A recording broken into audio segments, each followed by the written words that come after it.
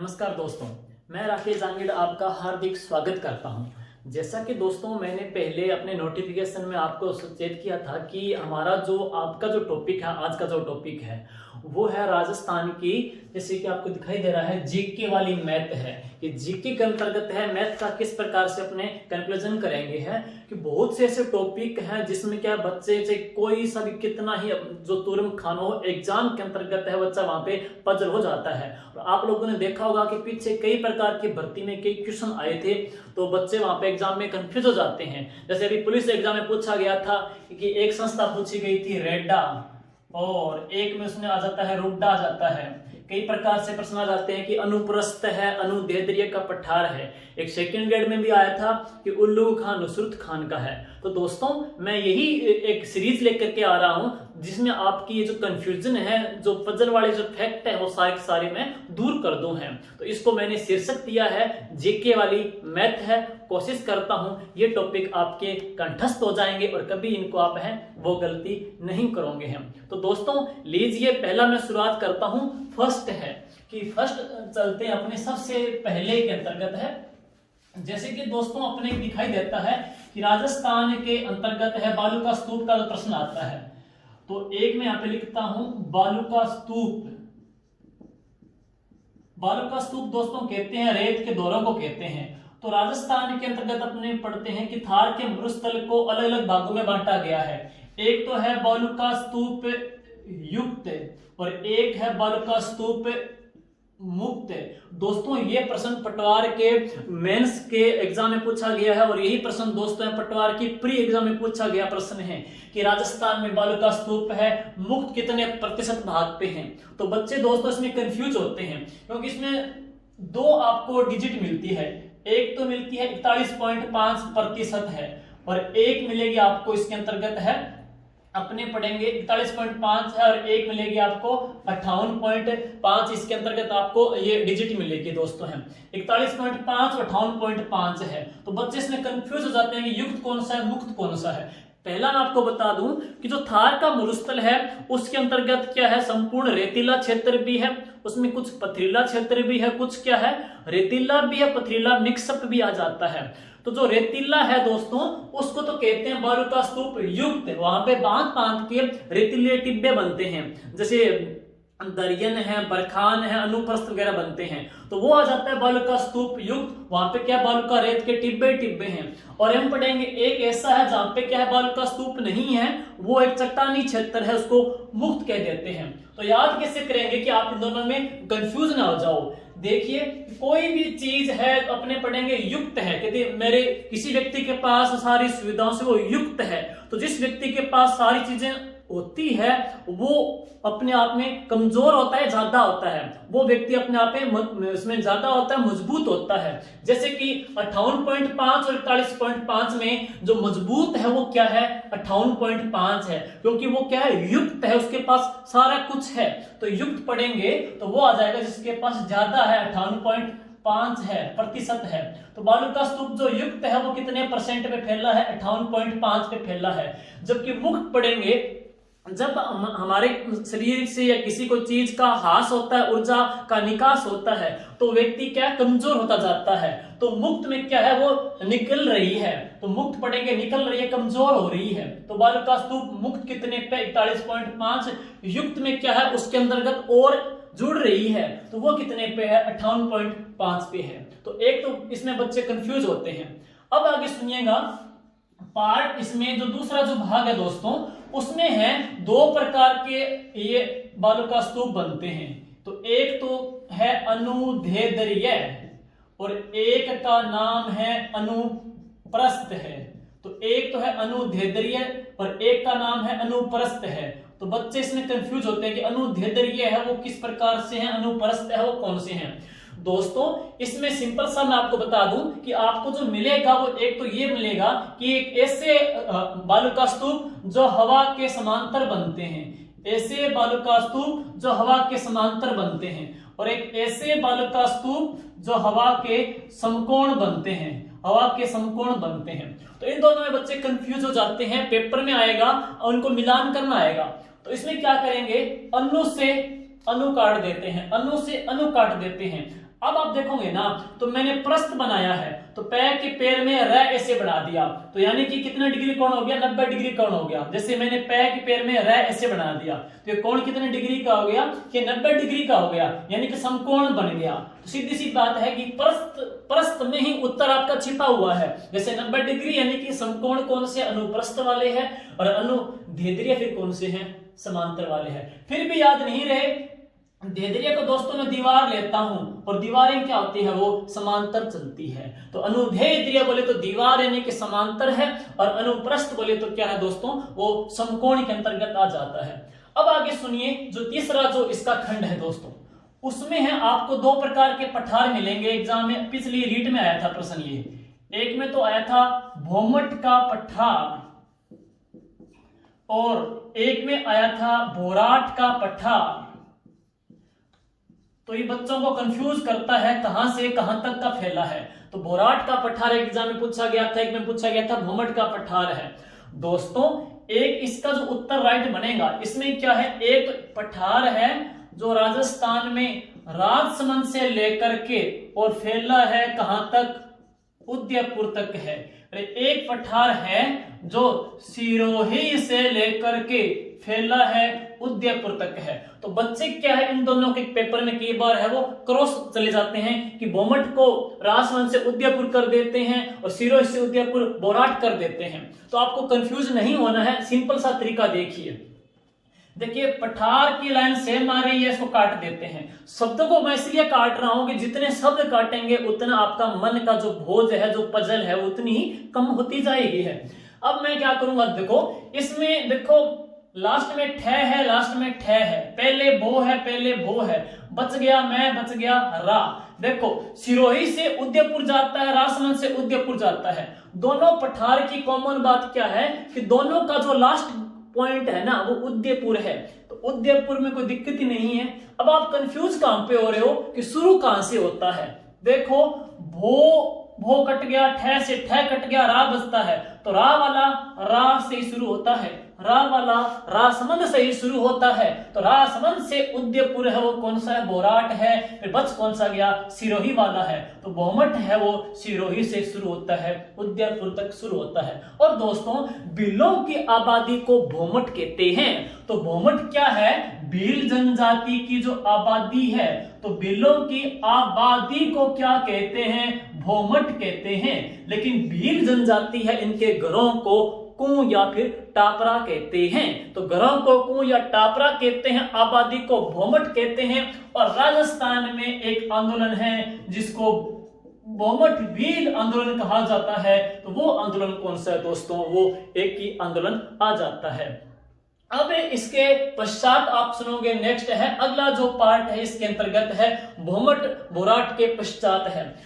दो तीन बातें हैं वो अपने जियोग्राफी के अंतर्गत मैंने कोपेन का आपको कराया भी था कि कोपेन ने हमारे एक क्षेत्र के लिए विभाजन किया था, BSHW, BWHW। तो एक तो क्या था, राजस्थान का शुष्क मरुस्थलीय प्रदेश था, शुष्क मरुस्थलीय प्रदेश। और एक में क्या आता है, अर्ध शुष्क मरुस्थलीय प्रदेश है। तो बच्चे कंफ्यूज होते हैं। तो मैं क्या करता हूं, HW को HW से काट दिया, B से काट दिया, यानी कि B बोले तो बैकवर्ड है, B बोले तो बैकवर्ड है। बैकवर्ड किसके लिए प्रयोग होता है, मरुस्थल के लिए प्रयोग होता है। अब बैकवर्ड है, लेकिन W बोले तो बैकवर्ड, यानी कि पूरा का पूरा क्या है, मरुस्थल है, पूरा का पूरा ये मरुस्थल है। तो बच्चे इसमें कंफ्यूज हो जाते हैं। तो इसमें आप क्या करोगे, जो बैकवर्ड है ना वो तो क्या है, शुष्क क्षेत्र को इसने लिया है। अब बैकवर्ड तो है, लेकिन एस को मैं यहाँ पे क्या लिखूंगा, स्मॉल लिखूंगा। बैकवर्ड तो है लेकिन वो क्या है, अर्ध बैकवर्ड है, यानी कि आधा सूखा है। तो BS बोले तो बैकवर्ड लेकिन स्मॉल है, तो अर्ध शुष्क को कोपेन क्या कोड देता है, BSHW। और शुष्क को क्या देता है, वो BWHW देता है। अब इसके पश्चात है अपने देखते हैं कि कुछ और जो अन्य आते हैं जो आपको पजल करेंगे, वो सुनिए, जहां पे आप और ज्यादा पजल पढ़ते हो। जैसे कि मैं बात करूं राजस्थान के शुभंकरों को लेकर के आप कंफ्यूज होते हो, शुभंकरों को लेकर कंफ्यूज होते हैं, तो सुनिए, इसमें दो कंफ्यूजन आती है, एक तो तितर को लेकर के है, ठीक, एक आती है दोस्तों मोर को लेकर के है, और एक आती है हंस को लेकर के, क्योंकि ये शुभंकर ऐसे हैं जो एक ही नाम से हैं लेकिन दो दो जिलों के हैं, बच्चे कंफ्यूज हो जाते हैं, पेपर में आपसे शुभंकर पूछेगा। तो सुनिए, जो तितर है ना दोस्तों, तो एक तो है भट्ट तितर और एक क्या है काला तितर, तो एक है बीकानेर जिले का शुभंकर और एक है झुंझुनू जिले का शुभंकर है। तो इसमें कंफ्यूज आप न हो तो इसमें क्या करें, देखिए अब मैं क्या करूंगा, पहले इसमें तितर से अपने क्या काट दिया, तितर काट दिया, वैसे तितर नहीं काटा जैसे कि इसको मारते हैं, तितर से अपने तितर काट दिया, बच गया भट्ट, बच गया काड़ा, इन दोनों से अपने को जिले निकालने हैं। देखो काला पड़ जाना, कोई भी चीज जब झुलस जाती है, जल जाती है तो क्या पड़ जाती है, काली पड़ जाती है। तो झुलसने के पश्चात क्या पड़ गया, काला पड़ गया, झुलसने के पश्चात क्या पड़ गया, काला पड़ गया। तो झुंझुनू का क्या है, काला है। और वैसे बी से बीकानेर, बी से क्या है, भट्ट तितर, तो बीकानेर का भट्ट तितर है, झुंझुनू का झुलस कर क्या हो गया, काला तितर है। याद रहे, एक काला हिरण आ जाएगा तो वो ताल छापर चूरू का प्रसिद्ध आ जाएगा। नेक्स्ट सुनिएगा, अब आपको मोर भी कंफ्यूज पैदा करेगा। देखिए, एक जिले का शुभंकर तो है दोस्तों मोर, और एक जिले का शुभंकर है खड़मोर। तो जो मोर है ना, ये प्रश्न एलडीसी में आया था दोस्तों, और यही प्रश्न है वो आरएस भर्ती में पूछा गया था कि जो मोर है ना, ये मोर तो है शुभंकर है भीलवाड़ा का, लेकिन ये जो खड़मोर शुभंकर है ना, ये खड़मोर शुभंकर है कहां का, अजमेर का। तो बच्चे क्या करते हैं, कंफ्यूज हो जाते हैं, इन दोनों को क्रॉस कर देते हैं, तो ये गलती आपके न हो। देखिए, भील एक जनजाति है, भील एक जनजाति है, आदिवासी है। आपको पता है कि ये जो आदिवासी हैं ये कहां पे रहते हैं, ये जंगलों में रहते हैं। और मोर एक पक्षी है, वो भी कहां रहता है, जंगल में रहता है। तो मोर एक पक्षी है, जंगल में रहता है, भील एक जनजाति है जो जंगल में रहती है। तो भील का संबंध किसे जोड़ेंगे, मोर से। लेकिन इसके अलावा मैं बात करूं कि खड़मोर है, ये जो भीलवाड़ा जिला है ना, भीलवाड़ा के सिर के ऊपर जो ऊपर जिला है ना, वो कौन सा खड़ा है, अजमेर खड़ा है। तो भीलवाड़ा के ऊपर खड़ा है, भीलवाड़ा के ऊपर खड़ा है, वो खड़ा कौन सा है, अजमेर खड़ा है। तो मोर कहां का है, अजमेर का। भील जनजाति जंगल में है, मोर भी जंगल में पड़ोगे। लेकिन मैं बात जोड़ूं, मोर को एक जनजाति से मीणा से, मोर को एक जनजाति से ग्रासिया से, मोर को एक और जनजाति से जोड़ूं तो वो कौन सी है, कंजर से, और मोर को एक संप्रदाय से जोड़ूं जिसका नाम है जसनाथी से। तो सुनिए कि राजस्थान की ऐसी कौन सी जनजाति है जो मोर को अपना देवता मानती है। तो दोस्तों, मोर को जो देवता मानती है वो कौन सी है, ग्रासिया। ग्रासिया जनजाति में मोरिया गीत भी है, ग्रासिया जनजाति में मोरिया नृत्य भी है, ग्रासिया जनजाति में मोरिया थाई रे थाई गीत भी गाया जाता है। मतलब जब मोर की बात आएगी तो मोर किस जनजाति का आदर्श पक्षी है, वो ग्रासियों का है। लेकिन ऐसी कौन सी जनजाति है जो मोर का मांस खाना प्रिय मानती है, तो वो कौन सी है, कंजर जनजाति। लेकिन ऐसी जनजाति जिसमें जब भी शादी होती है तो दीवारों के ऊपर है, हाथों के ऊपर है, वो मोर के टैटू बनाती है। उसको प्रश्न आता है मोरनी मांडना। तो मोरनी मांडना किस जनजाति में, मीणा में। मोर देवता किसका, ग्रासियों का। मोर का मांस खाती है, वो कंजर है। लेकिन मोर जनजात, मोर जो पक्षी है वो जंगल में, भील भी कहां पे, जंगल में है। और राजस्थान का एक ऐसा संप्रदाय जो 36 नियम मानता है और मोर के पंखी को पवित्र मानता है, तो वो कौन सा है, जसनाथी संप्रदाय है। और आपके लिए क्वेश्चन छोड़ रहा हूं कि राजस्थान में मोर अभयारण्य है, वो कहां प्रस्तावित है। आगे सुनिएगा। अब मैं बात करूं हंस की, तो दोस्तों हंस को लेकर के एक तो है टोंक जिला और एक जिले का शुभंकर है राजहंस। तो राजहंस दोस्तों है वो तो है नागौर का, हंस कहां का, टोंक का। कंफ्यूज कैसे दूर करोगे आप, कोई व्यक्ति हंसता है, स्माइल करता है, तो स्माइल करता है तो उसको टोंके नहीं, स्माइल करते को टोंके नहीं, तो स्माइल करते को टोंके नहीं, तो हंसना है, हंसते को हम नहीं टोंकेंगे, तो हंस है वो किसका शुभंकर है, टोंक का है, इसका आप नागराज कर दोगे। तो नागराज, नागराज, नागौर का कौन सा है वो, राजसमंद इसका आ जाता है। आगे हम अपने पढ़ेंगे कि इसके बाद वाले जो फैक्ट है दोस्तों, कि जो इसके बाद वाले कौन से फैक्ट है जहां पे आप कंफ्यूज होते हो, तो वो सुनिएगा। अब क्या है कि इसी के शुभंकर की कड़ी में मैं दोस्तों च लेता हूं, च से 3 बार आप कंफ्यूज होते हो। देखिए, च से एक आता है चिंकारा, च से एक आता है चित्तल, च से एक आता है चौसिंगा। तीनों अलग अलग जिले के शुभंकर है, च के आंकड़े से है, इसमें आप कंफ्यूज नहीं होंगे। सुनिए, जैसे चिंकारा पढ़ोगे तो ये कौन से जिले का शुभंकर है, गंगानगर का। चित्तल पढ़ोगे तो जयपुर का। चौसिंगा पढ़ोगे तो कहां का है, चित्तौड़गढ़ का है। तीनों में बच्चे कंफ्यूज हो जाते हैं, चिंकारा, चित्तल, चौसिंगा के अंतर्गत कैसे दूर करोगे। एक प्रश्न दोस्तों आता है कि राजस्थान में सबसे ज्यादा जो आंधियां आती है वो कहां पे आती है, श्री गंगानगर में आती है। सर्वाधिक आंधी गंगानगर में है। तो आपको पता है कि आंधी जो आती है उसकी गर्जना जो बहुत तेज होती है, गर्जना तेज होती है तो वो चींखे मारती है।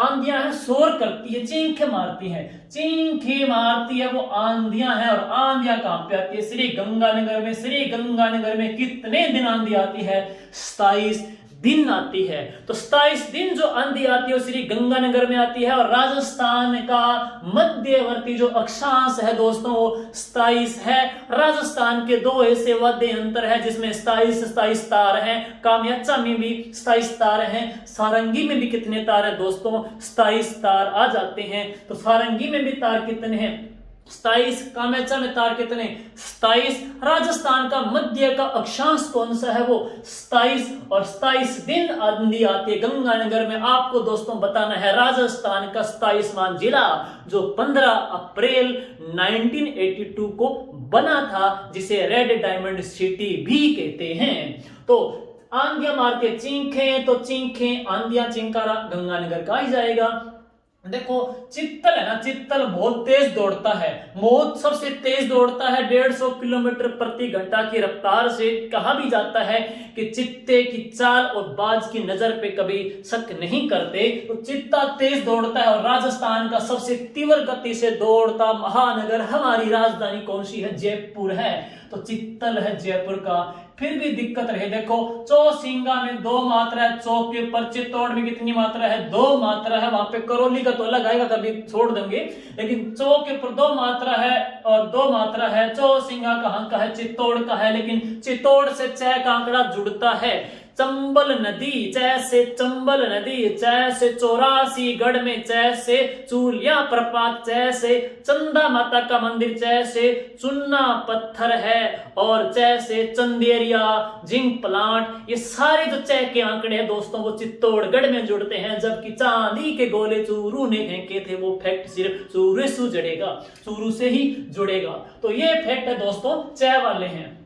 अब मैं एक बात लूं इसके साथ है, ये राजस्थान पुलिस में बच्चों आया था, एक संस्था पूछी थी, रेडा, और एक आ जाती है रुड्डा। ये 2 संस्थाएं दोस्तों।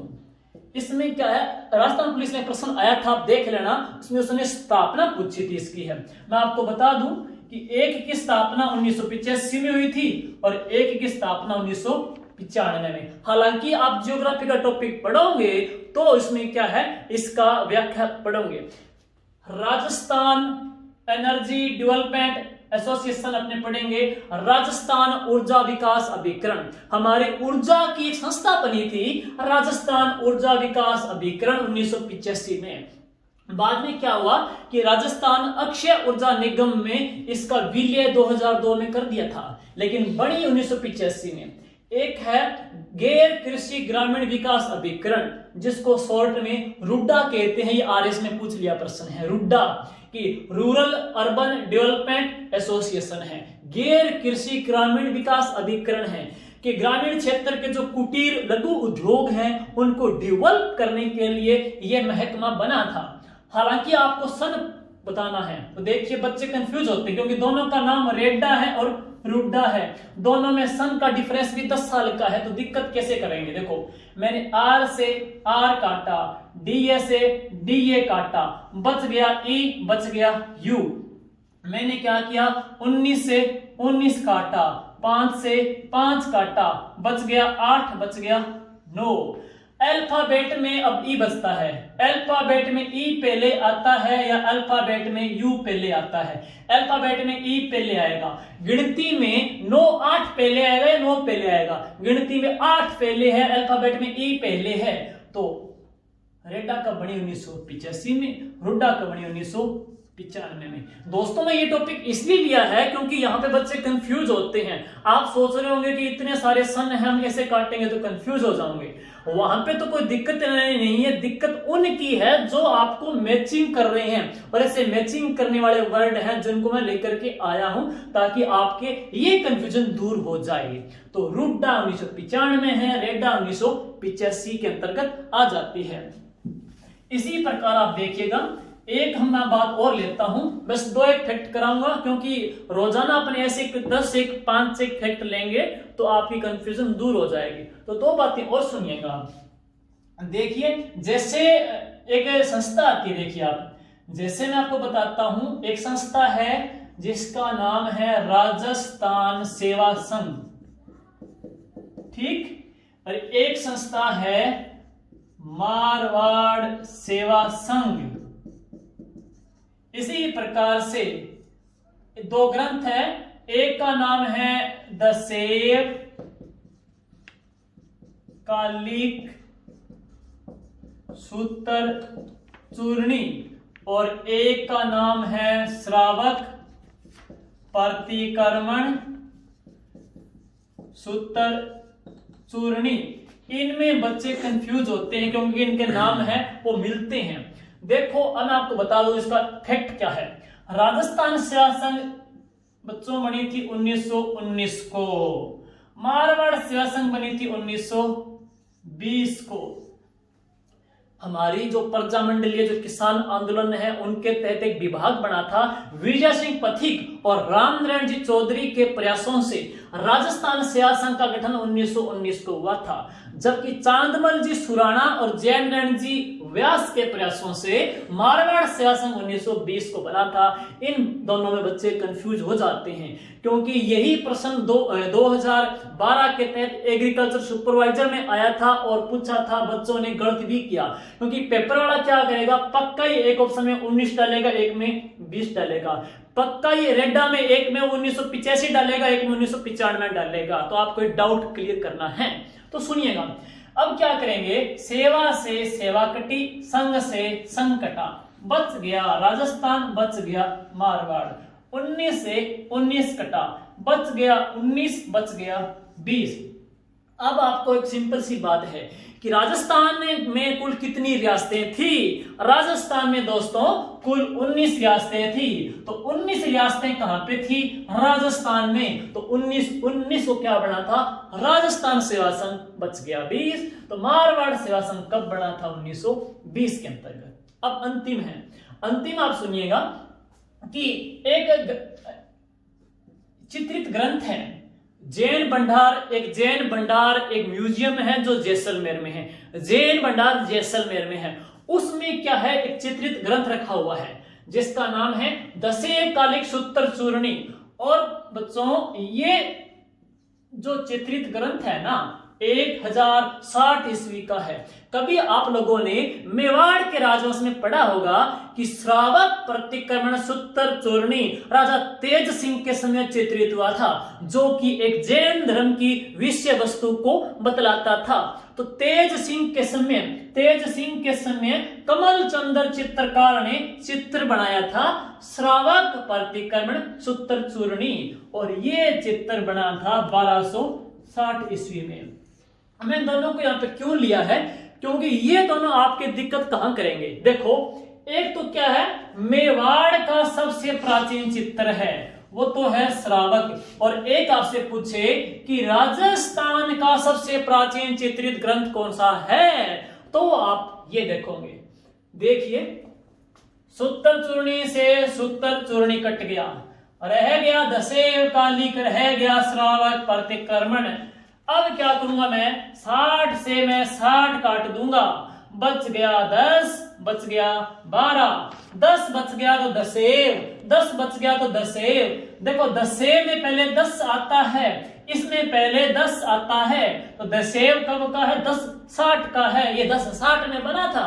श्रावक है तो फिर वो कब का है, 1260 का है। तो इस प्रकार से ये कंफ्यूजन पैदा करते हैं। उम्मीद करता हूं ऐसी गलती आप कभी नहीं करोगे है। और ऐसी आगे बहुत सारी चीजें मिलेगी जहां पे बच्चे दो ऑप्शन में कंफ्यूज होते हैं। दो ऑप्शन में वही कंफ्यूज होते हैं जहां पे इस प्रकार की स्थिति आती हो, अनुप्रस्थ, अनुधेय है, भौमट है, बोराट है, तो यहां पे दिक्कत रहती है। उम्मीद करता हूं ये सेशन आपको पसंद आया होगा। तो दोस्तों इसको आप शेयर कीजिएगा, सब्सक्राइब कीजिएगा, ताकि मेरी हिम्मत भी आप लोगों की सहायता से बढ़ती रहे और आगे आगे आपको है वो नया कंसेप्ट देता रहूं। और इसकी मैं पीपीटी और इसका जो मैं पूरा नोट्स है, जो फैक्ट कंफ्यूज करने वाले फैक्ट हैं, इनके जो नोट्स में अपने हैंड रिटन नोट्स हैं, मैं आज अपने Telegram channel GK with Rakesh Jangid में डाल दूंगा, जिसका डिस्क्रिप्शन आपको इस YouTube पे मिल जाएगा। थैंक यू, जय।